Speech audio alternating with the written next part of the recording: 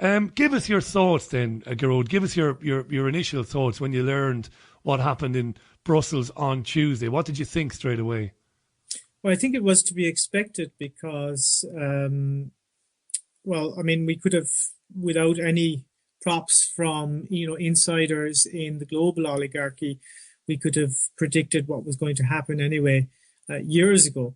But there was an article in the French version of the Huffington Post in January, I believe, by a top French Zionist ideologue. His name is Jacques Attali. He was an advisor to successive French governments.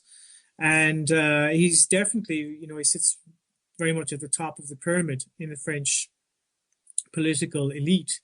And he wrote an article saying that 2016 was going to be a lot worse than 2015 in terms of terrorism, that terrorism was going to get out of control, that Europe was going to be inundated with all kinds of problems to do with terrorist attacks, that the security services were not going to be able to deal with it, and so on. And at the same time, that there was the mass migration into Europe was going to accelerate as well.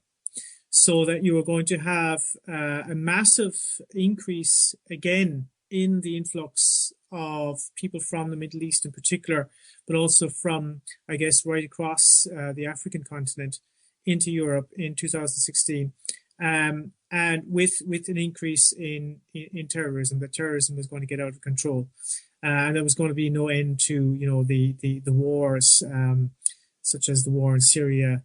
And all of the other wars that are pretty much ongoing, like the war in Iraq, which never really ended, the war in Libya, which never really ended because these wars are ongoing.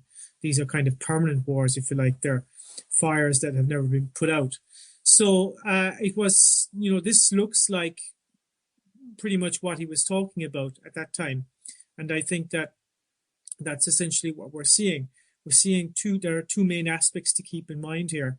One is the strategy of tension, which was a policy implemented by NATO during the Cold War to maintain support for antisocial states in Europe against the possibility of a Soviet threat. And that support for antisocial states was maintained through bombings of civilian targets in Europe by far-right groups in the service of Western intelligence agencies, in particular the CIA, but also Masonic groups, for example, the P2 Lodge in Italy, were deeply involved in this. So the European elite during the 1970s and 1980s were involved in a vast conspiracy against the public to maintain the Cold War. And that was referred to as Operation Gladio. It's been proven to have existed because there are documents to prove that it existed. And in fact, the European Parliament confirmed its existence in 1991 and condemned it. And there is still a process, there are court proceedings against it, but there's rarely any media coverage of it. And Gladio is something that is rarely spoken about, but it has been covered by the BBC. The BBC did an excellent documentary about it. I think it was 1992.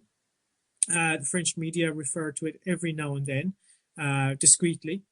But Gladio did exist, and Gladio still exists. It's never been, decommissioned. This covert military intelligence operation, and so I see these attacks as probably being part of that. One never knows, of course, because these ISIS militants, even though they were created by the United States, and we know that from the documents of the United States government itself, and from statements by senior U.S. officials that ISIS or Daesh or ISIL is a creation of the United States. But we have, I think that there are strong indications that Gladio as a geopolitical strategy by NATO has never been disbanded, has never been decommissioned, and that what we're seeing is an escalation of that, bearing in mind that there is a global war going on, and that is concentrated in the Middle East right now, in Syria, but that is spreading out from Syria into other countries like the North Caucasus, into Central Asia, and so on. It's going right through Africa. And this is a colonial war for resources. It's a colonial war of conquest for the richest and most important regions in the world by an oligarchy, crushing the laboring masses, crushing the working class in Europe through austerity. What would you expect from such people? Yeah.